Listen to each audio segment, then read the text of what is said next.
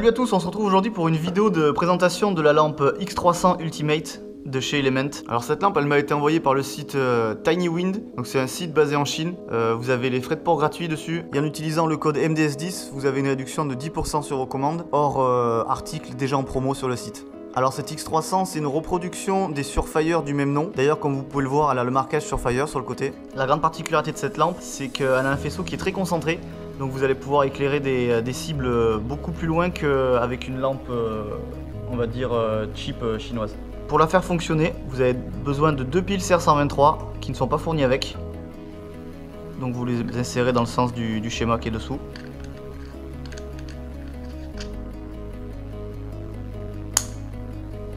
Et maintenant pour faire fonctionner la lampe vous avez deux possibilités.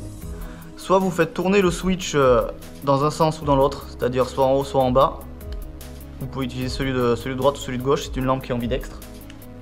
Sinon vous pouvez directement appuyer sur le switch et ça va allumer la lampe seulement le temps pendant lequel vous restez appuyé sur le bouton. Et pareil pour l'autre côté. Dans le sachet vous allez trouver d'autres types de fixations qui vont vous permettre de monter soit sur un rail de réplique. Vous voyez celui-ci il est marqué P, donc celui-là c'est pour rail Picatinny. Celui-ci c'est pour rail universel. Alors moi par exemple sur mon Glock ça va nickel, mais c'est vrai que selon les PA, les rails qui sont dessous, vous allez retrouver des rails qui sont plus type Picatinny, donc un petit peu plus large en bas que celui que vous allez avoir dessus. Donc il va vous falloir changer le système de fixation en dévissant les 6 vis hexagonales qui se trouvent dessous.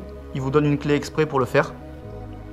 Et si jamais vous trouvez que la lampe bouge un petit peu sur son support, malgré les deux accessoires précédents, vous pouvez utiliser celui-ci qui va vous permettre de régler plus ou moins fort le serrage sur le support.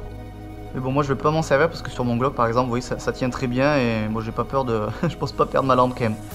Donc nous, celui qui nous intéresse c'est celui qui a d'origine. Vous voyez que ça rentre parfaitement sur le Glock. Et vous allez voir que le switch est plutôt convaincant. Voilà, l'avantage c'est qu'avec un doigt vous pouvez activer ou désactiver la lampe.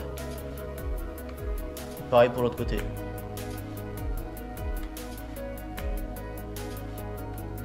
Je vais vous faire une petite vidéo comparative pour vraiment que vous voyez la différence entre la lampe Element et la lampe cheap que j'utilisais précédemment.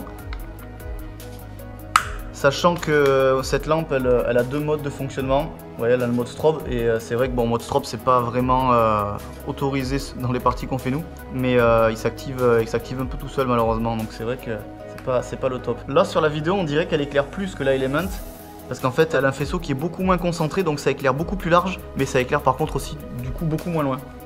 Alors en conclusion, la lampe Element X300 fonctionne super bien. Moi je suis super satisfait surtout du système de switch. Par contre si vous avez moins de budget, que vous avez juste besoin d'une lampe pour PA, la premier prix fait largement le taf. Le seul inconvénient c'est que selon le type d'holster, vous risquez de l'allumer toute seule. Et le mode strobe s'active lorsque vous allumez 2 fois la lampe rapidement. Donc c'est vrai que dans certaines situations, vous risquez de l'activer tout seul.